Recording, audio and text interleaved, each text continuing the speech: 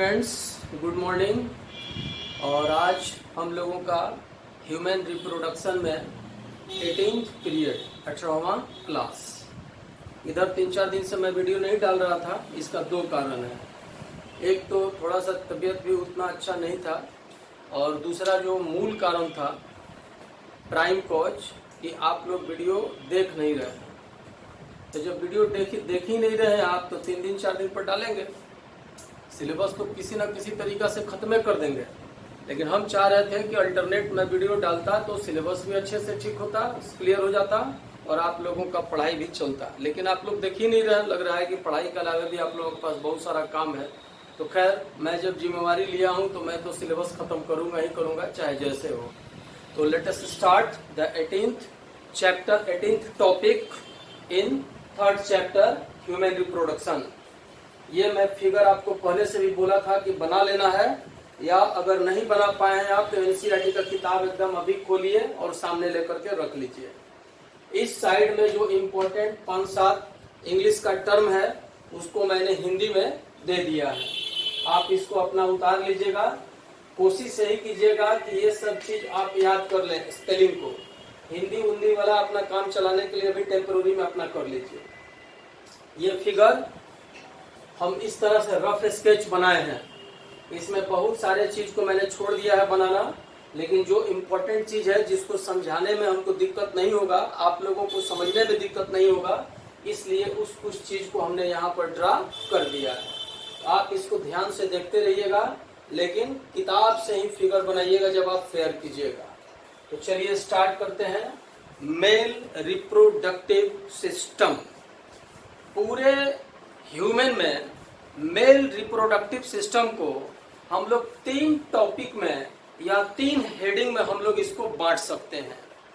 पहला चीज करेंगे एसेंशियल, अति आवश्यक, एसेंशियल मेल रिप्रोडक्टिव पार्ट। मतलब एकदम अगर वो नहीं रहेगा तो उसके बगैर काम नहीं चलेगा। दूसरा जो होगा एसेसरी, मतलब सहायक ऑर्गन्स। और तीसरा इससे रिलेटेड ग्लैंड्स। यानी कि पूरा मेल रिप्रोडक्टिव सिस्टम को हम लोग 3 टॉपिक में या 3 हेडिंग्स में या 3 स्टेप्स में इसको हम लोग बांट कर स्टडी करेंगे। यही हाल फीमेल में भी होगा, लेकिन अभी हम लोग मेल चल रहे हैं इसलिए इस बात को हम लोग बोल रहे हैं। पहला एसेंशियल पार्ट, एकदम अति आवश्यक पार्ट। दूसरा एसेसरी पार्ट। और तीसरा इससे रिलेटेड जो ग्लैंड्स है वो। यानी कि 3 टॉपिक में इसको हम लोग बांटेंगे। तो सारे टॉपिक को हम लोग क्लियर करेंगे, लेकिन पहले हम लोग देखें कि कैसे कैसे क्या क्या चलेगा। सबसे पहला चीज जो एसेंशियल रिप्रोडक्टिव पार्ट है, उसका जो फर्स्ट सबसे ज्यादा इंपॉर्टेंट जो पार्ट है उसको हम लोग क्या कहते हैं? टेस्टिस। इसी को हम लोग वृषण, इसी को हम लोग भोजपुरी भाषा में कौड़ी, या चलते चलते इसको हाइड्रोसिल भी कहते हैं, लेकिन एक्चुअली ये हाइड्रोसिल होता नहीं है। हाइड्रोसिल लिक्विड विक्विड सब चीज को मिला करके होता है। ये टेस्टिस हम लोगों के शरीर में एक राइट साइड में और एक लेफ्ट साइड में, एक एक टेस्टिस दोनों साइड में क्या होगा? मिलेगा। ठीक। ये जो टेस्टिस होगा, ये बॉडी के बाहर, शरीर के बाहर एक विशेष प्रकार के पाउच या बैग लाइक स्ट्रक्चर के अंदर शरीर के बाहर ही लटका रहेगा, आउटसाइड दी बॉडी। इसलिए इसको हम लोग एक्स्ट्रा एब्डोमिनल पार्ट के नाम से भी जानते हैं। यानी कि एब्डोमेन के बाहर दोनों थाई के बीच जो थोड़ा सा जगह है, वहीं पर ये बाहर के तरफ एक टेस्टिस राइट साइड में, एक टेस्टिस लेफ्ट साइड में लटका रहता है। कभी आप सोचते हैं कि ये जो बाहर शरीर के मिलता है, इसके पीछे कॉज क्या है? तो बहुत सारा ऐसा जानवर है जिसमें टेस्टिस उसके शरीर के अंदर मिलता है। जैसे एलिफेंट, हाथी है, उसमें टेस्टिस उसके शरीर के बाहर नहीं मिलेगा, वो उसके शरीर के अंदर मिलेगा। क्यों? अगर बॉडी के टेम्परेचर पर ही स्पर्म का फॉर्मेशन यानी शुक्राणुओं का फॉर्मेशन निर्माण बॉडी के टेम्परेचर पर ही होगा तब तो टेस्टिस शरीर के अंदर मिलेगा जैसे हाथी। लेकिन हम लोगों में स्पर्म का फॉर्मेशन जनरली 2 से 2.5 डिग्री सेंटीग्रेड कम टेम्परेचर पर स्पर्म का फॉर्मेशन होता है। That's why the testis are present outside the body means extra abdominal and hanging in a pouch like structure known as scrotum. ये जो थैलीनुमा रचना है इसी को हम लोग क्या कहते हैं? स्क्रोटम। ये जो स्क्रोटम है एक बैग के जैसा है, इसलिए इसको हम लोग स्क्रोटल सैक के नाम से भी जानते हैं। अब ये जो टेस्टिस है ये हल्के पिंक कलर का, दोनों टेस्टिस जो है हल्के पिंक कलर का, और सबसे बड़ा बात है कि इसका जब मेजरमेंट हम लोग चलेंगे तो 2 से 3 सेंटीमीटर इसका क्या हो जाएगा? चौड़ाई, और 4 से 6 सेंटीमीटर यानी लगभग एवरेज मान के चलिए 5 सेंटीमीटर से क्या होगा इसका लेंथ होगा। और विड्थ कितना होगा? 2 से 3 सेंटीमीटर यानी कि 2.5 सेंटीमीटर के आसपास मान के चलिए, और 4 से 6 यानी कि लगभग 5 सेंटीमीटर ये मान करके चलिए। कलर इसका कैसा है? पिंक। कलर कैसा है? पिंक।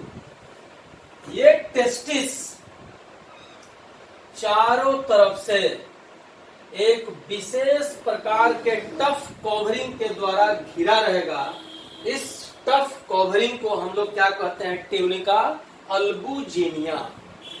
ट्यूनिका अल्बुजिनिया। ये सारा बात हम लिखेंगे, आप लोग केवल नाम को दिमाग में रखिएगा। अल्बुजिनिया, अल्बुजिनिया, ट्यूनिका अल्बुजिनिया। अगर हम लोग टेस्टिस के इंटरनल स्ट्रक्चर पर चले, इसके एनाटॉमी में, हिस्टोलॉजी में, तो दोनों तरफ का टेस्टिस एक का मान लीजिए हम लोगों ने सेक्शन काटा। एक टेस्टिस के अंदर लगभग 250 के संख्या में 250 के संख्या में छोटे छोटे कंपार्टमेंट्स मिलेंगे, अलग अलग ब्लॉक मिलेगा, जिसको हम लोग क्या कहते हैं? Testicular lobules. इसको क्या कहेंगे? Testicular lobules. इसको जो टेस्टिस के अंदर लगभग 250 के संख्या में छोटे छोटे ब्लॉक में बटा हुआ ये रहेगा structure. This specific structure is known as testicular lobules. हम अभी क्या बोले हैं कि ये जो टेस्टिस है शरीर के बाहर लटका रहेगा। क्यों लटका रहेगा? हमने ये बोला शरीर के टेम्परेचर से 2.5 डिग्री कम टेम्परेचर पर शुक्राणु का निर्माण होता है, यानी कि स्पर्मेटोजेनेसिस की प्रक्रिया 2.5 डिग्री लगभग डिग्री सेंटीग्रेड कम टेम्परेचर पर संपन्न होगा। लेकिन इसको प्रोटेक्शन भी तो चाहिए बहुत सारे इंजुरी से बचने के लिए। तो इस इंजुरी से बचने के लिए जो प्रोटेक्शन चाहिए, इस प्रोटेक्शन के लिए इसमें जो लेयर बाहर से मिलता है इसको कहते हैं ट्यूनिका अल्बुजिनिया। अब देखिए ये जो टेस्टिकुलर लोब्यूल्स है, ये प्रत्येक टेस्टिकुलर लोब्यूल्स में बहुत अधिक मुड़ा हुआ, इस प्रत्येक टेस्टिकुलर लोब्यूल्स में बहुत अधिक मुड़ा हुआ एक स्पेसिफिक रचना होता है जिसको हम लोग कहते हैं सेमिनिफेरस ट्यूब्यूल्स। इसको हम लोग सेमिनिफेरस ट्यूब्यूल्स ऑफ टेस्टिस के भी नाम से जानते हैं। और ये एक स्पेसिफिक जर्म सेल है, यानी कि रिप्रोडक्टिव सेल है। ऐसा इसलिए कि इस टेस्टिकुलर लोब्यूल में जो हम बोले कि बहुत ही मुड़ा हुआ, टेस्टिकुलर लोब्यूल्स के अंदर बहुत ही मुड़ा हुआ जो स्ट्रक्चर है जिसको सेमिनिफेरस ट्यूब्यूल्स बोलते हैं, वहां पर मूल रूप से स्पर्म का फॉर्मेशन होता है। ठीक, यानी कि स्पर्म का प्रोडक्शन अब आपका कहां पर होगा? इसी स्ट्रक्चर के अंदर होगा। अब सवाल ये उठता है कि इसको फॉर्म जब होगा तो इसको भोजन पानी के लिए भी तो जरूरत पड़ेगा स्पर्म का। तो ये सेमिनिफेरस ट्यूब्यूल किसके अंदर का रचना है? टेस्टिकुलर लोब्यूल्स के अंदर का रचना है। तो सेमिनिफेरस ट्यूब्यूल्स ऑफ टेस्टिस के अंदर दो प्रकार का स्पेसिफिक आपको सेल मिलेगा। ये दो जो सेल मिलेगा स्पेसिफिक, एक सेल का नाम है आपको मेल जर्म सेल, इसको स्पर्मेटोगोनिया के नाम से भी जानते हैं। देखिए एक बात और समझिएगा, ये सब अंदर का माइक्रोस्कोपिक स्ट्रक्चर है, एनाटॉमिकल स्ट्रक्चर है, हिस्टोलॉजिकल स्ट्रक्चर है। तो ये क्या मिलेगा अंदर में? जब हम लोग गए टेस्टिकुलर लोब्यूल के अंदर मिला सेमिनिफेरस ट्यूब्यूल्स, और सेमिनिफेरस ट्यूब्यूल्स के अंदर दो प्रकार के सेल्स मिले। एक सेल को हम लोग कह दिए मेल जर्म सेल या स्पर्मेटोगोनिया, और दूसरे को हम लोग यहाँ पर क्या कह दिए? Sertoli cells. सर्टोली, SERTOLI, ये हम लोग कह दिए किसको? Sertoli cell. अब देखिए, यह जो स्पर्मेटोगोनिया था, इसके अंदर मूल रूप से तो स्पर्म का फॉर्मेशन वही किया। कभी सोचते हैं आप कि मैंने आपको बताया था कि बॉडी के अंदर जितना भी रिप्रोडक्टिव सेल है, 11 का याद कीजिए, जब माइटोसिस और मियोसिस हम पढ़ा रहे थे, तो हमने बोला था कि बॉडी के अंदर का जो रिप्रोडक्टिव सेल है, यानी कि जो जर्म सेल है, उसमें मियोसिस सेल डिवीजन होगा, और जो वेजिटेटिव सेल है या सोमेटिक सेल है या सोमा सेल है, इसमें माइटोसिस सेल डिवीजन होगा। तो हम बार बार जब इसको रिप्रोडक्टिव सेल बोल रहे हैं, जर्म सेल बोल रहे हैं, तो जाहिर सा बात है कि इंटरस्टिशियल सेल के अंदर जो जर्म सेल है उसमें मियोसिस सेल डिवीजन होगा। जब मियोसिस सेल डिवीजन कंप्लीट बन जाएगा, तब लास्ट कंप्लीट इसका सारा स्टेप खत्म हो जाएगा, तब लास्ट में स्पर्म का फॉर्मेशन होगा। स्पर्म का तो फॉर्मेशन हो गया। अब इसके बाद भी एक सबसे बड़ा बात है कि स्पर्म का जब फॉर्मेशन हो गया तो इसको न्यूट्रिशन कौन देगा? इसको पोषण कौन देगा? इसको भोजन कौन देगा? तो इसी के साथ जुड़ा हुआ जो सर्टोली सेल है, वही इसको न्यूट्रिशन देगा। यानी कि इसको पोषण मिल गया, स्पर्म बन गया, इसको हेल्दी सप्लाई होने लगा। हम लोग क्या पढ़ रहे हैं? रिप्रोडक्टिव सिस्टम, यानी कि इसमें रिप्रोडक्शन का भी प्रक्रिया चलेगा।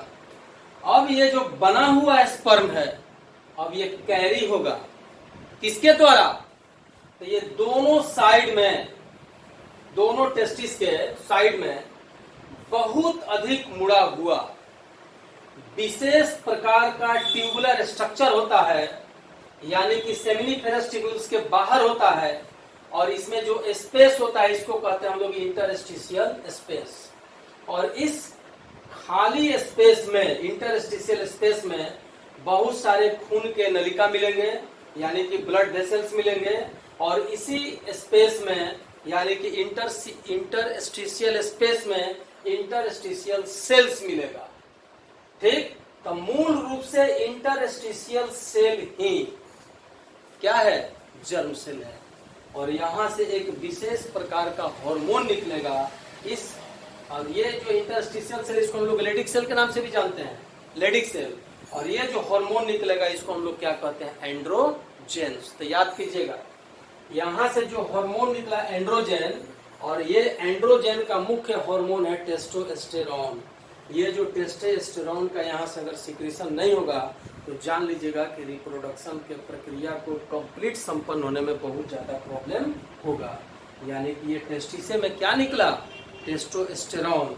और ये जो टेस्टोस्टेरोन है वो एंड्रोजेन ग्रुप का हार्मोन है, यानी कि मेल सेक्स हार्मोन। अगर कोई पूछेगा आपसे ऑब्जेक्टिव क्वेश्चन में मेडिकल में कि क्या निकलता है, तो हम लोग सीधे सीधे कह देंगे एंड्रोजेंस, और वहीं पर अगर थोड़ा सा डीप में हो जाएगा तो टेस्टोस्टेरोन। इतना बात मूल रूप से जो चलेगा आपका, वो इतना बात इसका किसमें चलेगा? सारा का सारा टेस्टिस के अंदर चलेगा। यानी कि ये जो टेस्टिस है वो क्या है? अब एसेंशियल पार्ट यहाँ पर समाप्त हो गया। अब इधर से बहुत मुड़ा हुआ नली निकला, पतला दोनों साइड से, और ऊपर में देखिए एक स्मॉल राउंडेड स्ट्रक्चर है। इसको हम लोग, पूरे रचना को हम लोग क्या कहते हैं? यूरिनरी ब्लैडर, पेशाब की थैली। ये मुड़ा हुआ रचना जो निकला इधर से, highly coiled tubule, that is known as epididymis. यह जो एपिडाइडाइमिस है, यह मुड़ते मुड़ते, लेकिन याद रखिएगा इपिडाइडाइमिस के नीचे जो छोटा छोटा बहुत सारा यहाँ पर सेल्स होता है, टिब्यूल होता है, इसको मिला करके हम लोग क्या कहते हैं, वासा इफरेंसिया। याद रखिएगा, वासा इफरेंसिया और वास डिफरेंस दोनों में अंतर है।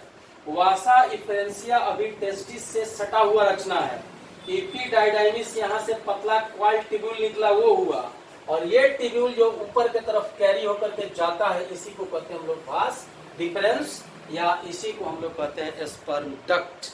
यानी कि स्पर्म डक्ट जो है इसी को हम लोग वास डिफरेंस के नाम से भी जानते हैं।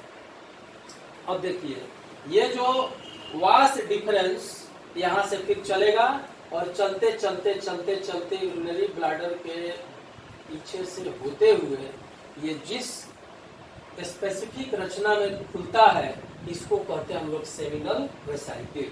इसको क्या कहते हैं, सेमिनल वेसाइकिल। इसके नीचे प्रोस्टेट ग्लैंड मिलेगा और प्रोस्टेट ग्लैंड के नीचे बल्बोरिथरल ग्लैंड मिलेगा, और ये सारा का सारा इसके नीचे क्या है, ये यूरेथ्रा है। और ये जो यूरेथ्रा है जब अंदर से आएगा तो पेनिस लास्ट में एक पतले छिद्र द्वारा खुलता है, और बाहर की तरफ थोड़ा सा नल के टोपी के जैसा घुंड रचना रहता है, इसको कहते हैं हम लोग ग्लैंस पेनिस, और एक पतले त्वचा के द्वारा ये हल्का कवर्ड रहता है, जिसको हम लोग क्या कहते हैं, फोर स्केल। क्या कहते हैं, फोर स्केल। ठीक, इधर से जब रिप्रोडक्शन के टाइम में स्पर्म चलेगा, सेमिनल वेसाइकिल में यहाँ पर कलेक्टेड रहेगा, इस रास्ते से होते हुए इस छिद्र के द्वारा बाहर में फीमेल में क्या हो जाएगा, डिस्चार्ज हो जाएगा। ये प्रक्रिया रिप्रोडक्शन के समय में, पॉपुलेशन के समय में, शारीरिक संपर्क के समय में संपन्न होगा। अब देखिए, सेमिनल वेसाइकिल, प्रोस्टेट ग्लैंड और बल्बोरिथरल ग्लैंड, इन तीनों से या तीनों के कंबाइंड एक्शन से जो लिक्विड निकलता है, इसको कहते हैं हम लोग सेमिनल प्लाज्मा। और सेमिनल प्लाज्मा में कैल्शियम मिलेगा, फ्रक्टोज मिलेगा और बहुत सारा एंजाइम मिलेगा, जो कि स्पर्म की मोटिलिटी के लिए, उसकी लॉन्गिविटी के लिए, उसके लाइफ स्पैन के लिए क्या है, जरूरी है। ये प्रक्रिया आपका चला किसमें, मेल रिप्रोडक्टिव सिस्टम में। अब इसको हम लोग लिखेंगे, इसको हम अब आधा से ज्यादा मिटाएंगे और उसके बाद ये लिखाएगा। अब आप लोग अपना लिखना स्टार्ट कीजिए। पहले इंग्लिश वाले बच्चे स्टार्ट कर दीजिए। Male reproductive system, male reproductive system bracket में कर लीजिएगा, ह्यूमन यानी कि मनुष्य। मेल रिप्रोडक्टिव सिस्टम,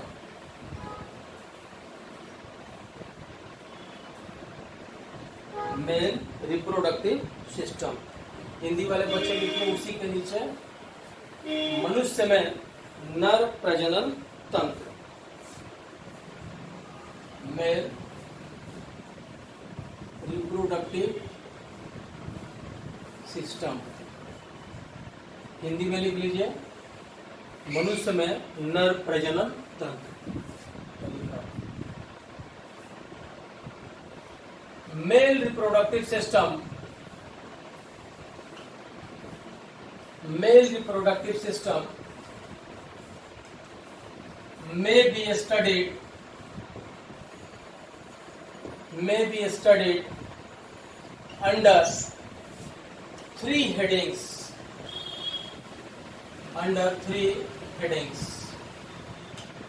हिंदी वाले बच्चे लिखिए, मनुष्य में नर प्रजनन तंत्र को, मनुष्य में नर प्रजनन तंत्र को तीन टॉपिक में बांट कर अध्ययन किया जा सकता है, बांट कर अध्ययन किया जा सकता है। पहला, पहला कर लो, एसेंशियल ESSENTIAL, एसेंशियल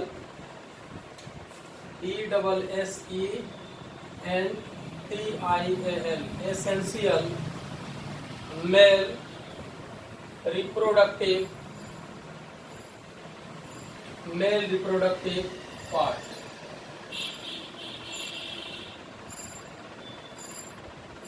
अत्यावश्यक नर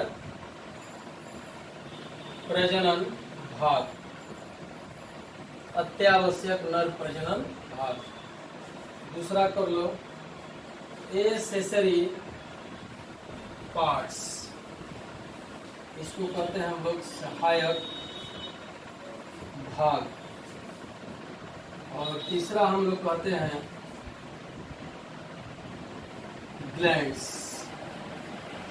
मेल ग्लैंड्स, मतलब नर ग्रंथियां, नर ग्रंथियां। ठीक है, तो नर ग्रंथियां में ये तीनों अलग अलग आप लोग लिख लीजिए। और पहल का हेडिंग मार दीजिए, पहल का हेडिंग मार दीजिए एसेंशियल, पहल का हेडिंग मार दीजिए एसेंशियल मेल रिप्रोडक्टिव पार्ट, और इसको मिटाइए, essential reproductive part.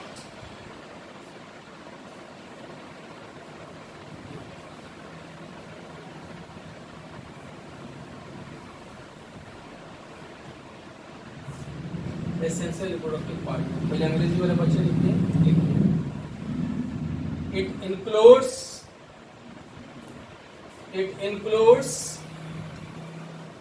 includes testis, इसमें टेस्टिस उपस्थित रहता है। पहले इंग्लिश वाले बच्चे लिखिएगा, इंग्लिश वाले बच्चे को ये लिखिए, टेस्टिस, डैश दे दीजिएगा हल्का, 2 in number, pink colored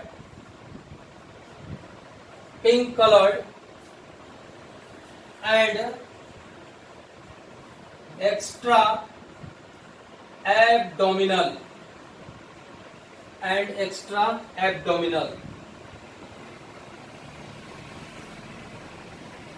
size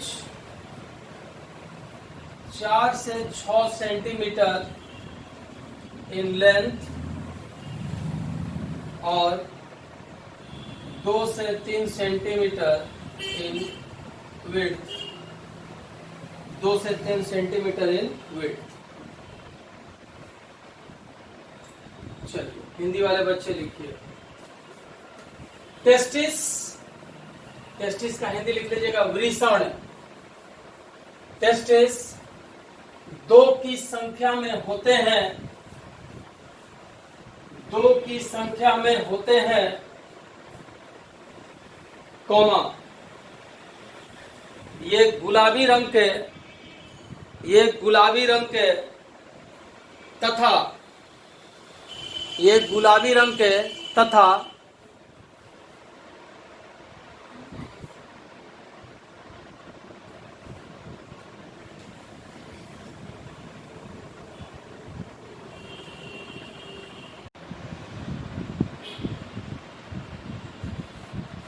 गुलाबी रंग के तथा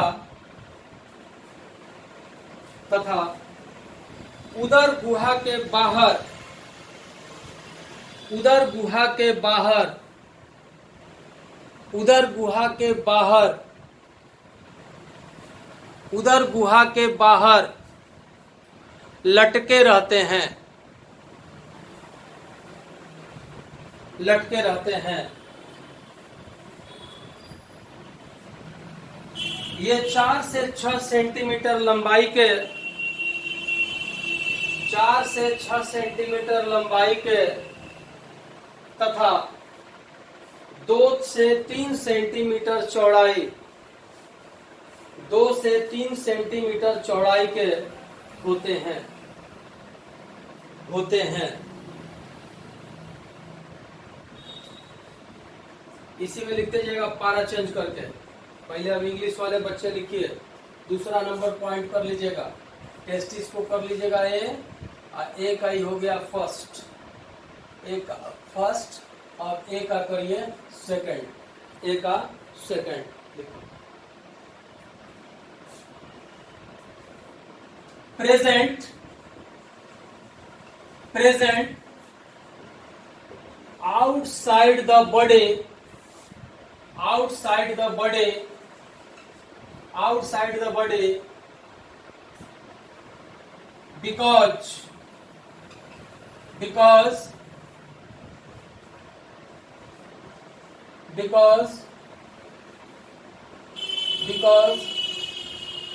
generally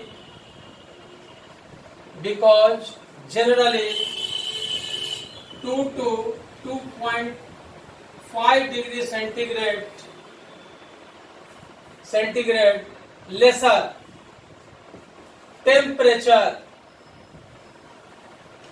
temperature is required for the formation of sperm, for the formation of sperm. Testis is found outside the body in a specific pouch like structure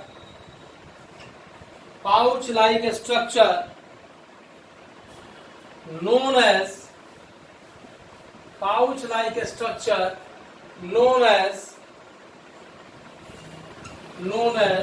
scrotum. इसी को हम लोग scrotum sac माने bag के समान रचना भी हम लोग बोलते हैं. हिंदी वाले बच्चे लिखिए. प्रत्येक टेस्टिस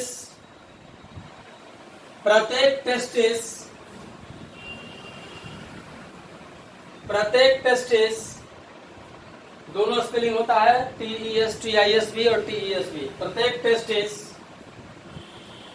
शरीर के बाहर मिलता है क्योंकि शुक्राणु बनने की प्रक्रिया में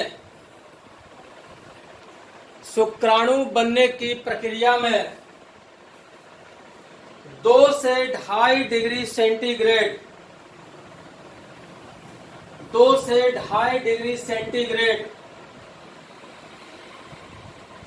कम तापक्रम का जरूरत शुक्राणु निर्माण के लिए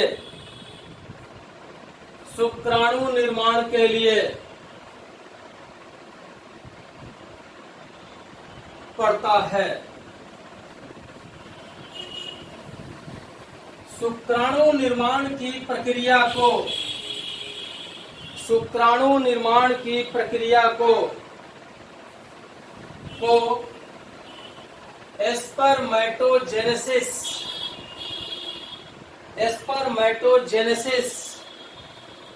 कहा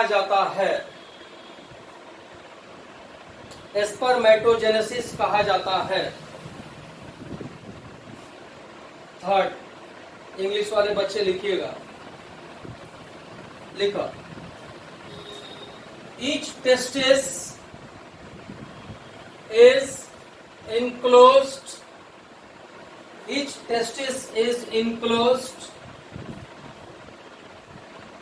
in a tough माने कड़ा, in a tough capsule known as, याद कीजिए क्या बोले थे, tunica अल्बुजिनिया, known as tunica अल्बुजिनिया.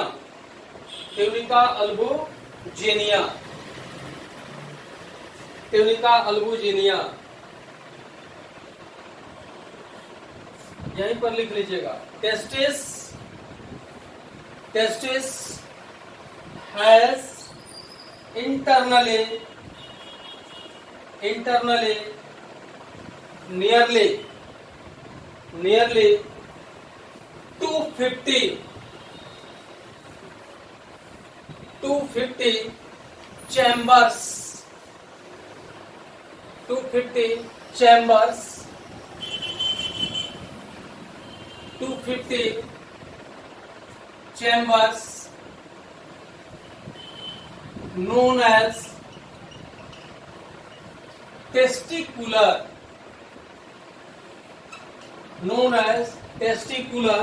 lobules,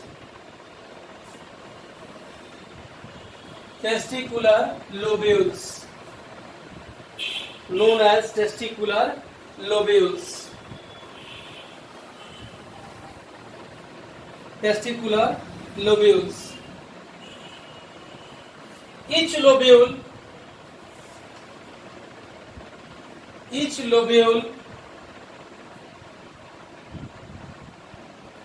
contains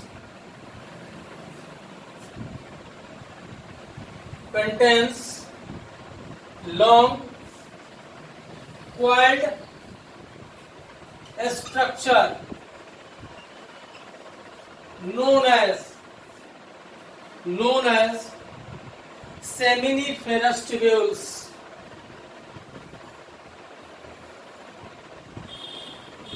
Seminiferous tubules. Production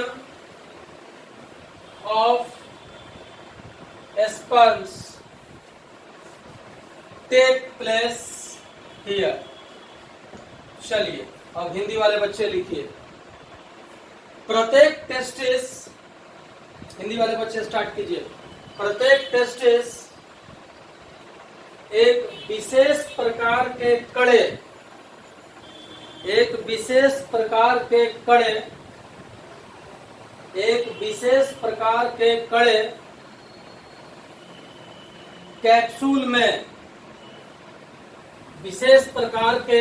capsule में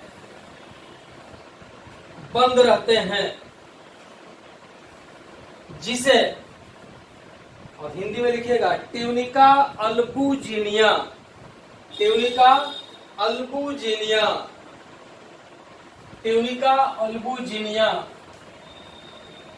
कहा जाता है।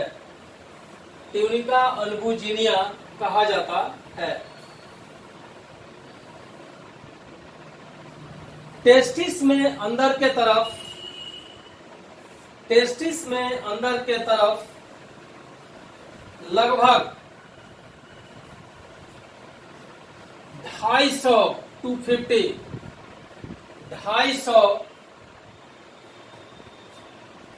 चैम्बर्स होते हैं। 250 चैम्बर्स होते हैं, जिसे टेस्टिकुलर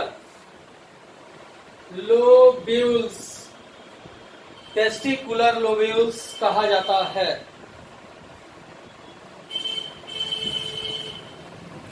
पारा चेंज कर लीजिएगा। प्रत्येक लोब्यूल में लंबा मुड़ा हुआ रचना होता है, जिसे मुड़ा हुआ लंबा रचना होता है, जिसे क्या कहते हैं? सेमिनिफेरस नलिका, जिसे सेमिनिफेरस नलिका कहा जाता है।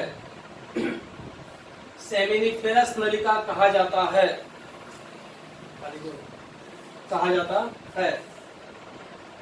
Full stop. शुक्राणुओं का निर्माण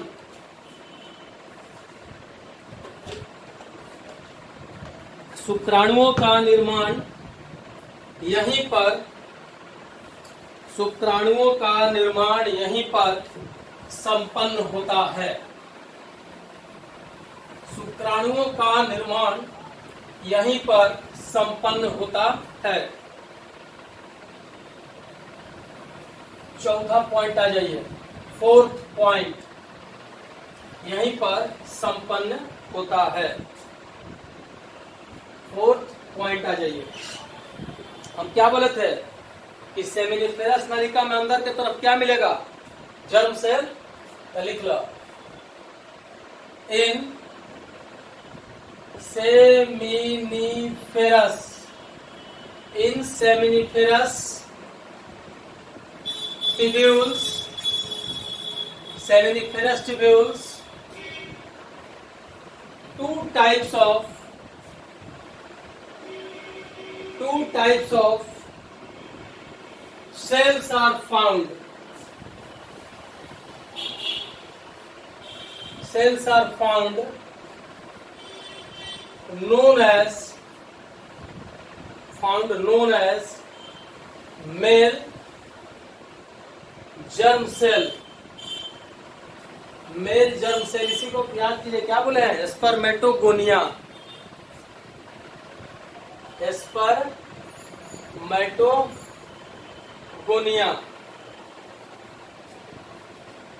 mail germ cell and Sertoli cells. तो याद कीजिए, मेल जर्म सेल क्या था?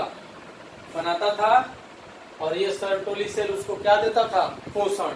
तो पारा चेंज करके लिखिए, male germ cells undergo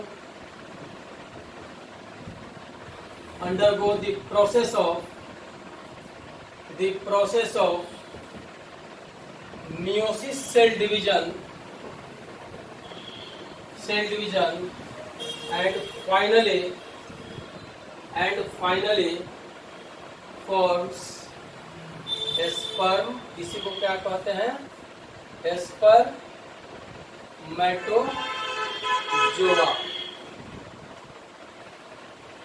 and Sertoli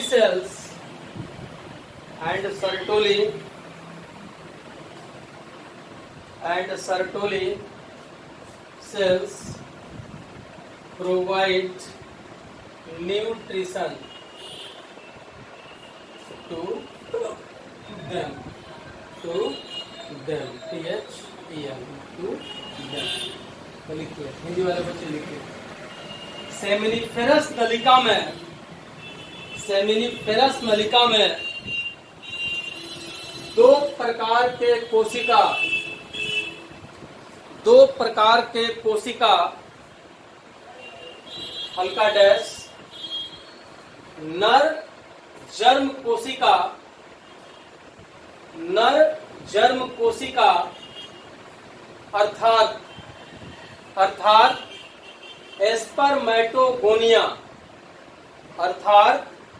spermatogonia एवं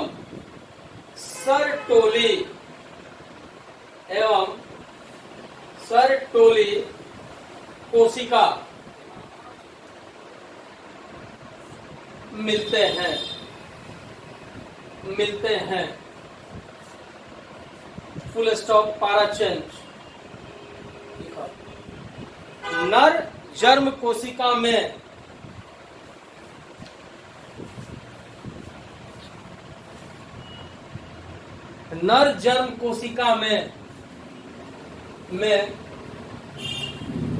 मियोसिस कोशिका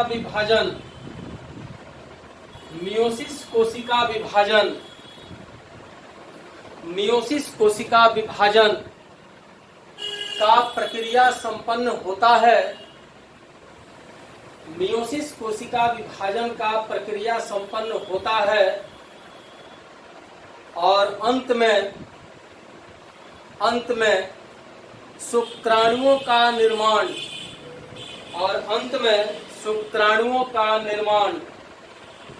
हो जाता है जबकि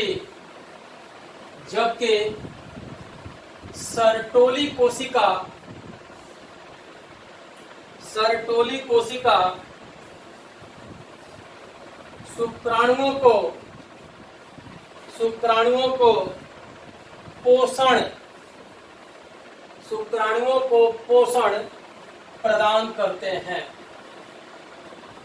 शुक्राणुओं को पोषण प्रदान करते हैं। 5वां नंबर आ जाइए। याद कीजिए, हम क्या बोले हैं? इन लोगों के बीच में जो स्पेस मिलेगा, इंटरस्टिशियल जो स्पेस मिलेगा सेमिनिफेरस ट्यूब्यूल में, तो एक तो दोनों के बीच में मिला, ट्यूब्यूल्स के बीच में सेमिनिफेरस ट्यूब्यूल्स के, तो इसको हम लोग कह दिए इंटरस्टिशियल स्पेसेस। लिखिए, outside the seminiferous tubules,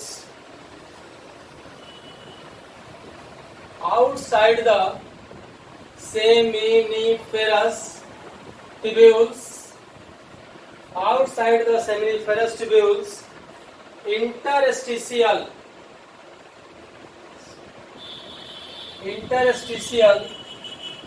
spaces are found. Interstitial spaces are found, which contains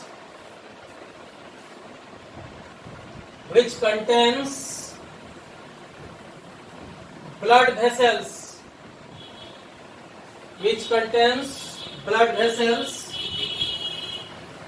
and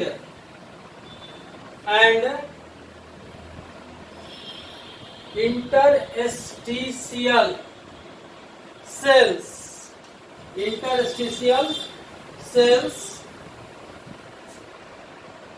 और याद कीजिए वो किताब में नाम दिया होगा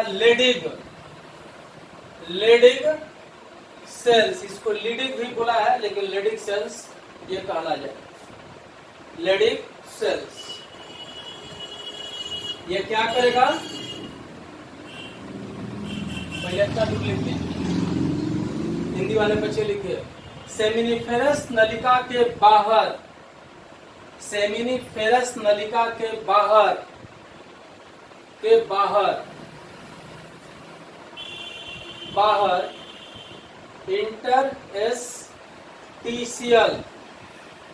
इंटरस्टिशियल स्थान मिलते हैं, जिसमें खून के नलिका तथा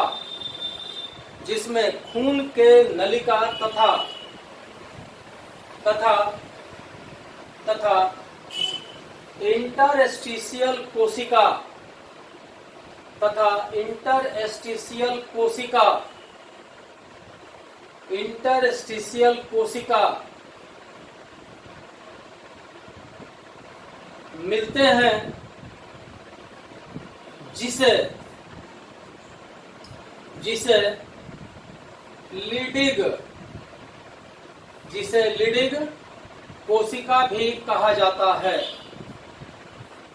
लीडिग कोशिका भी कहा जाता है, छठा पॉइंट लिखिएगा, लिखिए, लीडिग sales synthesize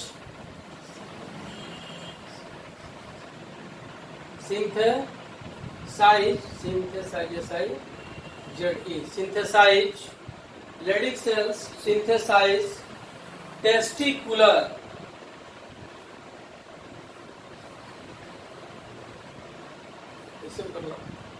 Leydig cells are helpful in synthesizing testicular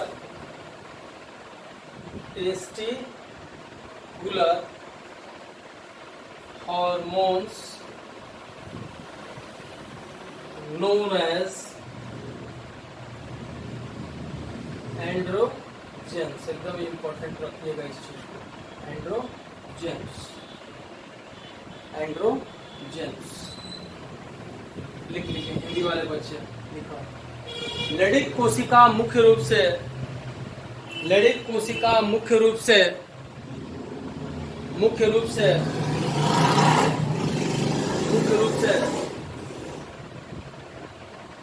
testicular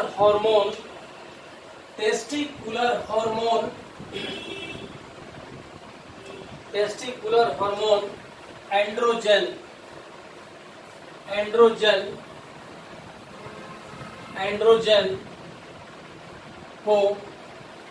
androgen को स्रावित करते हैं। एंड्रोजन को स्रावित करते हैं। अब यहीं से अब हम लोगों का दूसरा जो था एसेसरी पार्ट्स, एसेसरी पार्ट्स, और तीसरा था ग्लैंड्स। ठीक, तो लिखिए छोटा ए, सेकंड में देख लीजिएगा, एबीसी होगा तो एबीसी कर दीजिएगा, जो होगा आ जाइए। अब ये हो गया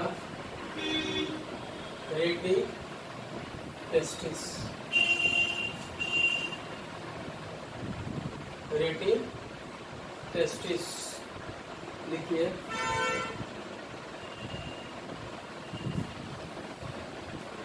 In this seminiferous tubules open, Hindi वाले बच्चे लिखिए। इसमें सेमिनिफेरस नलिका, इसमें सेमिनिफेरस नलिका खुलता है।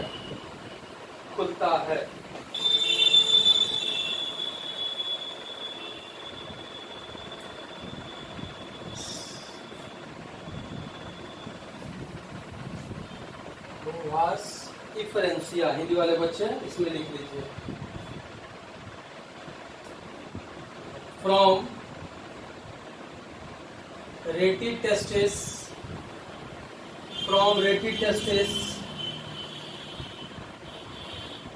small tubules originate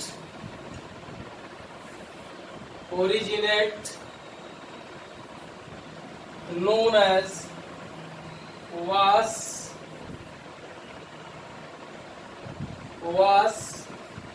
efferentia,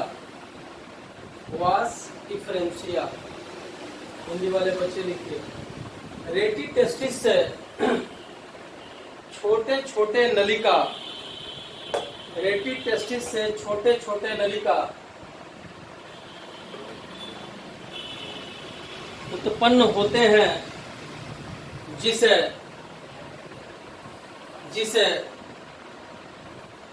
वास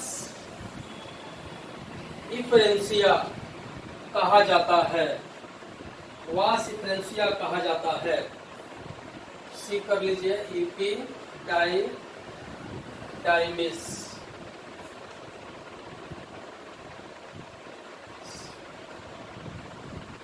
लिखिए, डैश देके लिखिए। It is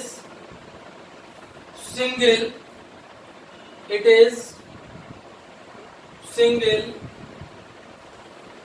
highly coiled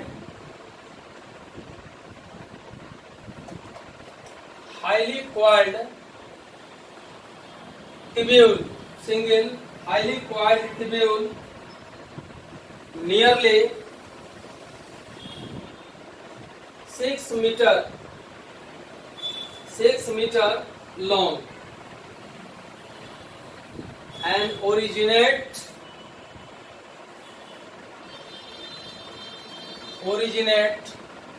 from posterior side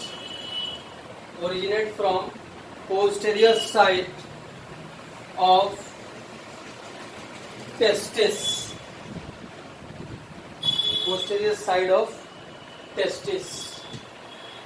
Hindi वाले बच्चे लिखिए। यह लगभग 6 मीटर लंबा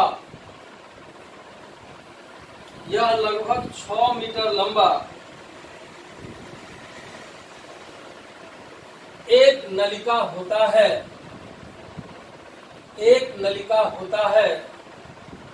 जो प्रत्येक टेस्टिस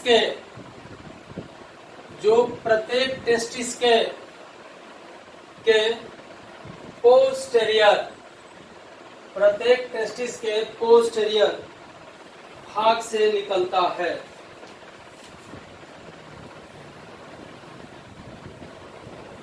भाग से निकलता है। दिया जा वास डिफरेंस, देख लीजिए अंतर उसमें था क्या, वास डिफरेंसिया, ये है वास डिफरेंस। लिखिए vas deferens.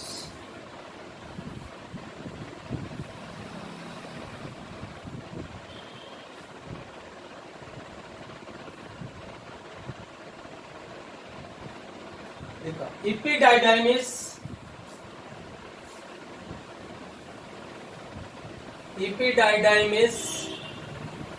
open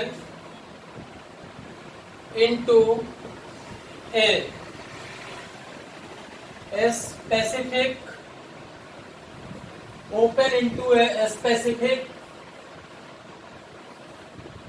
duct-like structure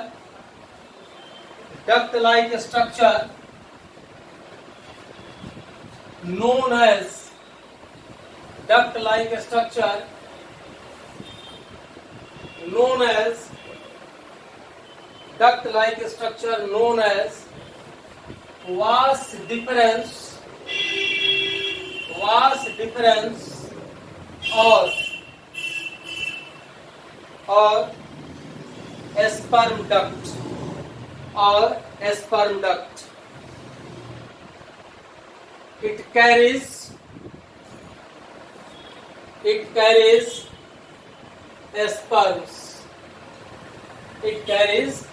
sperms।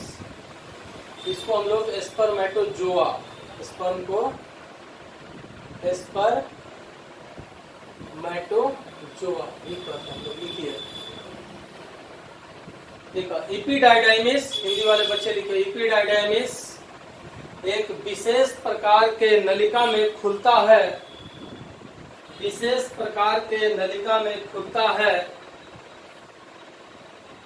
जिसे वास डिफरेंस कहा जाता है।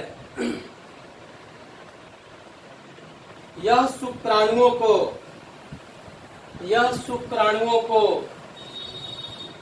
कैरी करता है,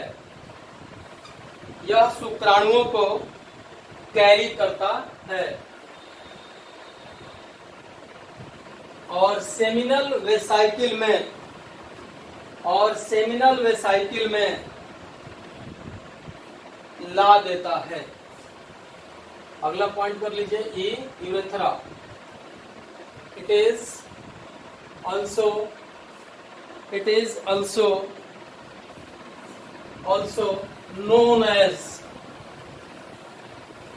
also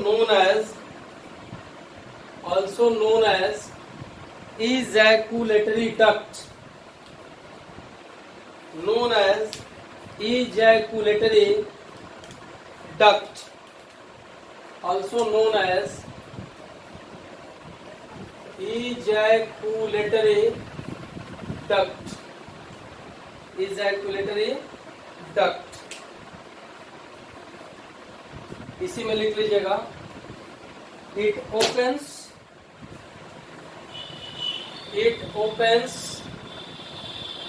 into, डायरेक्ट लिख लीजिएगा open into urethral meatus,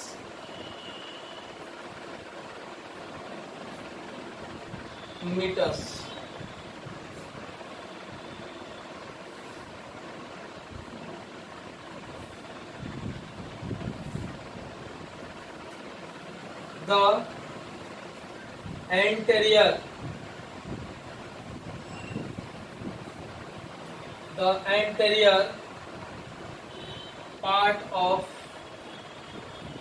penis is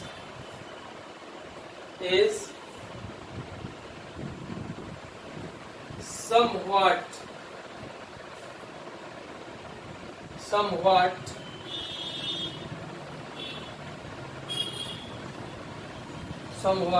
swollen, फुला हुआ, somewhat swollen and covered by soft skin known as four skin, four skin, ठीक है। तो लिख लीजिए हिंदी वाले बच्चे यूरेथ्रा, लिखिए। इसे इजैकुलेटरी नलिका, हिंदी में लिखिएगा, इसे इजैकुलेटरी नलिका, इजैकुलेटरी नलिका भी कहा जाता है, इजैकुलेटरी नलिका भी कहा जाता है, जो कि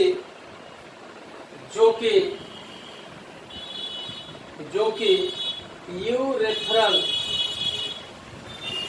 मीटस, जो कि यूरेथ्रल मीटस में खुलता है, यूरेथ्रल मीटस में खुलता है,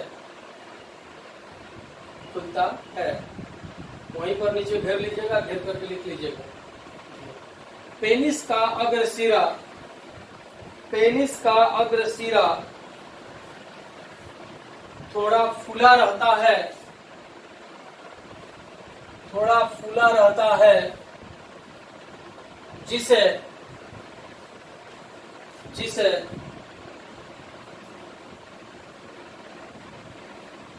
ग्लैंस पेनिस,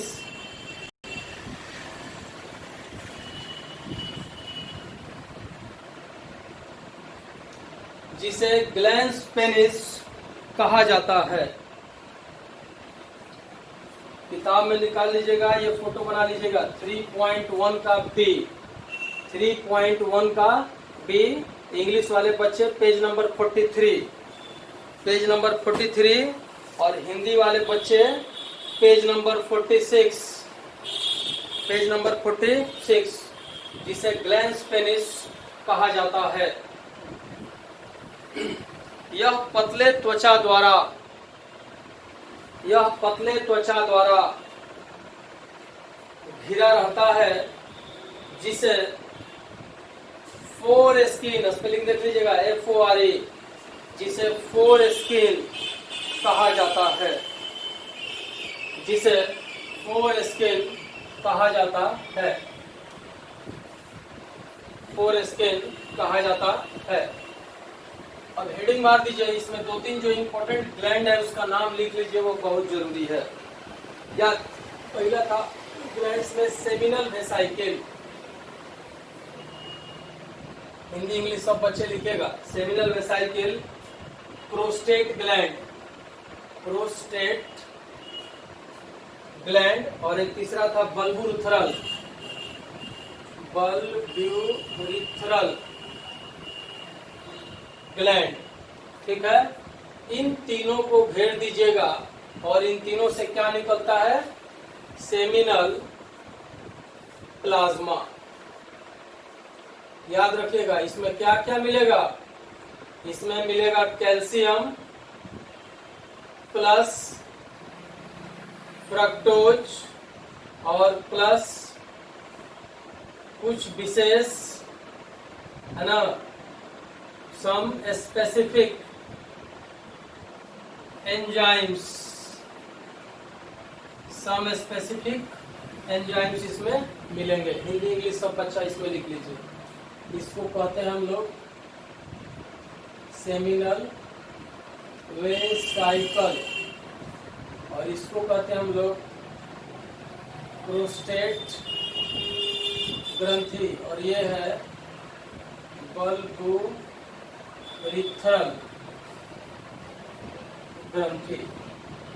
बस इतना ही बात है। ये नोट्स भी समझ लीजिएगा और टोटल डिस्क्रिप्शन भी समझ लीजिएगा। टोटल चीज यही है, इससे ज्यादा अब इसमें फालतू पढ़ना उड़ना नहीं है। ध्यान से फिर आप रीडिंग मारिएगा, ठीक है। और दिन के तुलना में आज सबसे ज्यादा समय तक ये वीडियो मैं डाला हूँ, यानी कि मेल रिप्रोडक्टिव सिस्टम आपका समाप्त हो गया। अब मैं अगला चैप्टर या अगला जो टॉपिक है फीमेल रिप्रोडक्टिव सिस्टम मैं पढ़ाऊंगा। आप फिगर पहले से फीमेल रिप्रोडक्टिव सिस्टम का बना लीजिएगा, हम रफ स्केच बोर्ड पर बनाएंगे और उसको हम लोग समझाएंगे। ये प्रक्रिया ही चलेगा, क्योंकि फिगर हम अगर बहुत ज़्यादा ध्यान देके करेंगे तो समय बहुत निकल जाएगा। इसलिए पहले से आप लोग बना के बैठिएगा और सामने किताब ले लीजिएगा, साफ साफ क्लियर समझ में आएगा। ठीक है, जाइए, थैंक यू।